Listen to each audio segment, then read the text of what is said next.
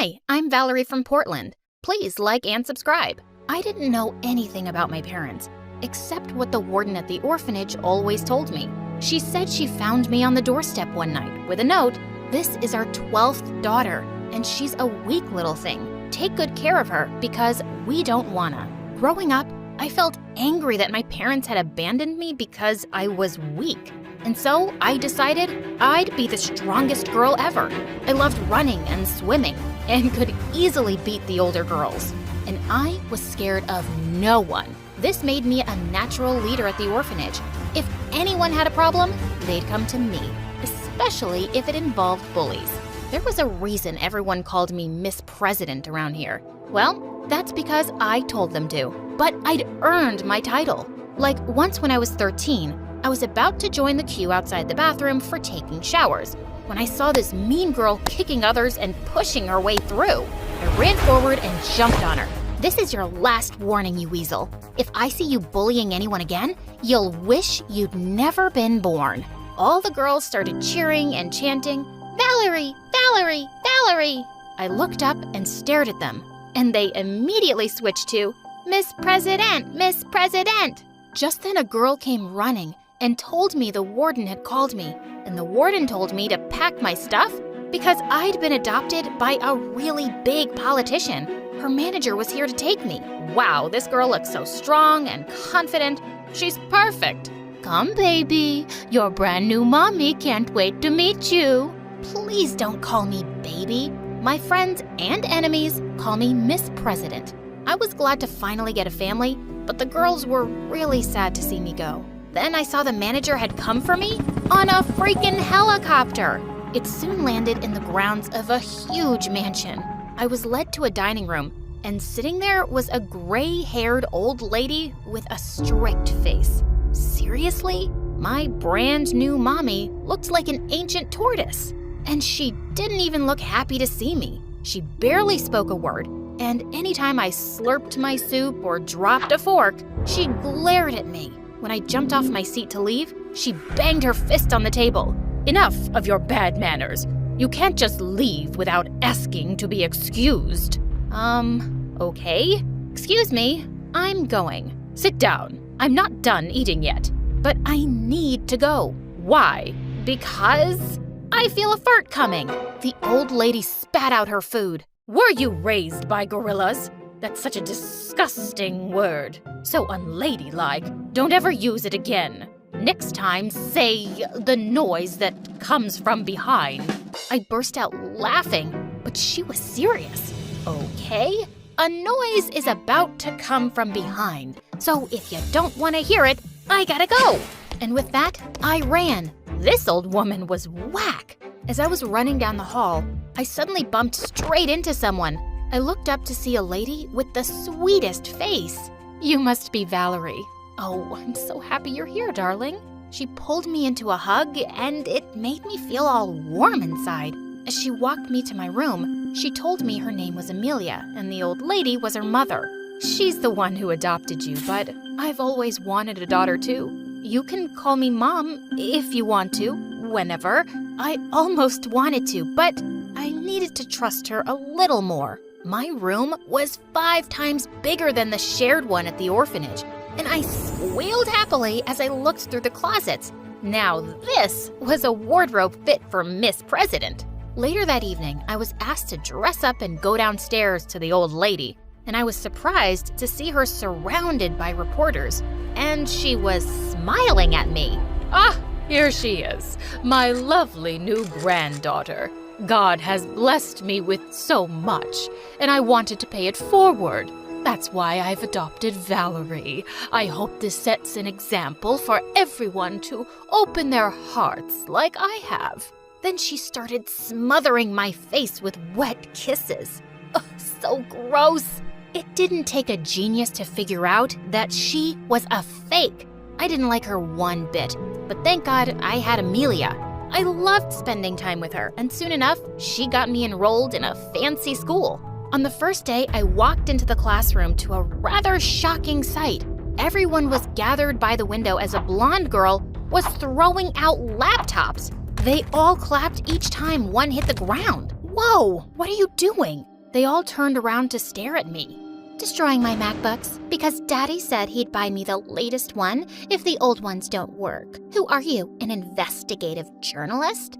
I'm the new girl, Valerie, but you can call me Miss President. She stared at me like I was crazy, then started laughing. Oh, I know why you look familiar. I saw your interview with that old crow who adopted you. Daddy knows her, and let me tell you, she didn't adopt you because she wants to love you. It's only to make her look good in front of people. That wasn't a shock, but it still hurt to hear her say it in front of everyone. Ugh, I know that. I only agreed because I get to live like a princess. Who cares about love? And of course I make her look good. I mean, look at me. You're really lucky you have a family because, trust me, no one would ever choose you from an orphanage. The girl looked livid, but the teacher walked in and everyone flew to their seats. I found out the mean girl's name was Julie, and she kept giving me nasty looks all day. Julie was one of the most popular girls, but it wasn't because she had any amazing qualities. She was just a big bully, and the other kids feared her. A few days later, she walked into the cafeteria and climbed onto a table. Hey guys, great news! Your favorite gal Julie has modeled in her first campaign. Yay! So everyone come and get my autographs now. She sat down while her minions distributed her photographs, and everyone lined up to get them signed by her, except me. Valerie, I don't have all day. Why would I want your autograph? I'm not a fan. Oh, you poor orphan. I understand why you're jealous. I'm prettier, more popular, richer. You're not richer. Yeah, I Googled your family. Mine's definitely richer than yours. And suddenly, Julie lost it. She took out a thick bundle of her $100 bills from her bag and started tearing them up. Want to see how rich I am? I can just tear up money and not even care. Hey, don't do that. You could give it to someone poor. Just stop it, you brat. With that, I pounced on her. We ended up in a huge fight that landed us both in detention. But it was totally worth the slaps I'd given her. A few days later, we had a field trip by a lake, and suddenly we heard someone screaming. One of the girls was in the lake, struggling to stay afloat. Without a second thought, I jumped in and got her out of there safely in minutes. Oh my God, I slipped into the water and I can't swim. You saved my life, Valerie! By the time we got back to school, the news had reached the principal and she praised me. She even called fake grandma to tell her I'd be getting a medal for bravery.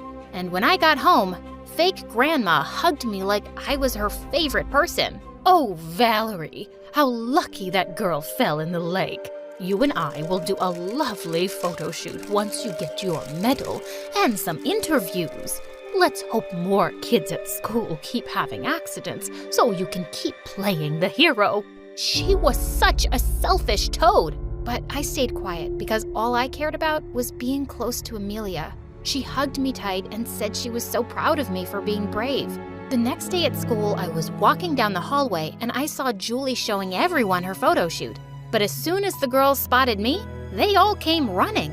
Before I knew it, a huge crowd was gathered and some girls had lifted me on their shoulders. All hail our school hero! 3 cheers for Valerie! Hip hip hooray! Could you change that to Miss President? 3 cheers for Miss President! Hip hip hooray! And just like that, I'd replaced Julie as the most popular girl in school. I was soon selected as the school's swim team captain. And when I led our team to victory in the nationals, I received a celebrity's welcome.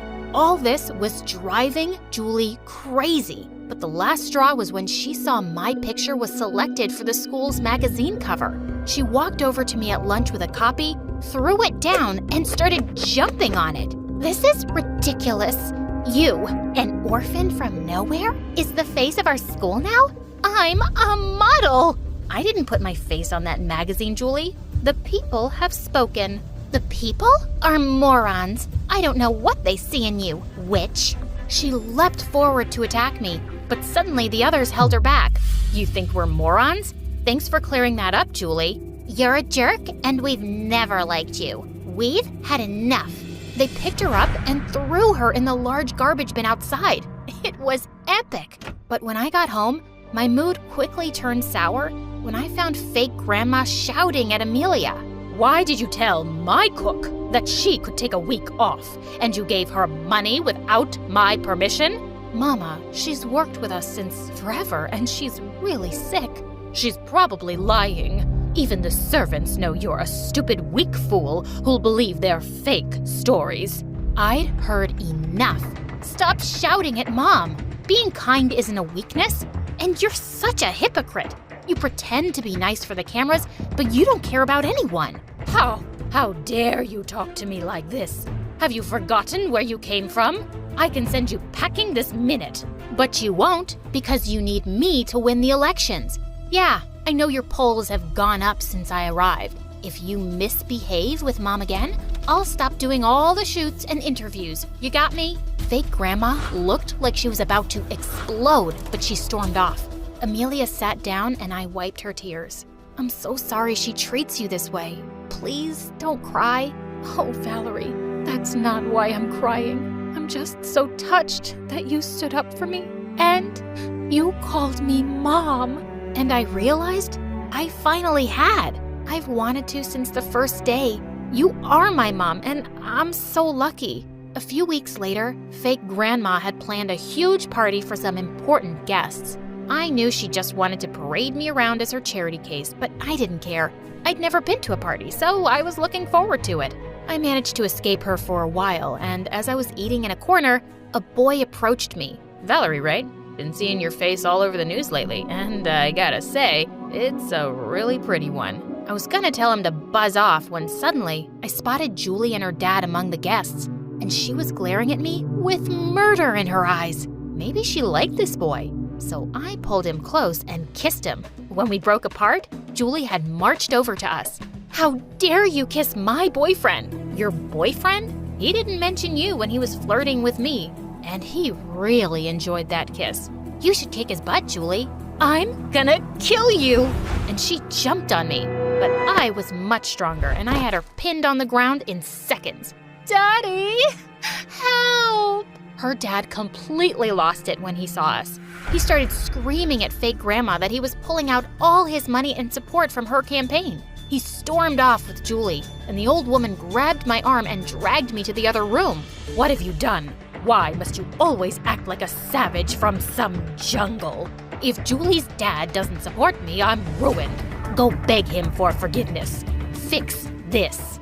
I'm doing nothing of the sort. I have my pride. You'll do it, or you'll leave my house immediately. Then I'll leave your house immediately. And I'm going with Valerie. I'm not living here without her. You want to run after this filthy orphan? Fine. But you won't ever get a single penny from me, you hear? And don't you ever show your face here again. Don't worry, Mama. I won't. Enjoy your house and your money. Mom and I packed our bags and left for good. I'm so happy you came, Mom, but I'm sorry you're poor now because of me. Oh, Valerie, we aren't poor. I've been saving for years. We're not as rich as Mama, but we'll be very comfortable. I stared at her in shock. I don't understand.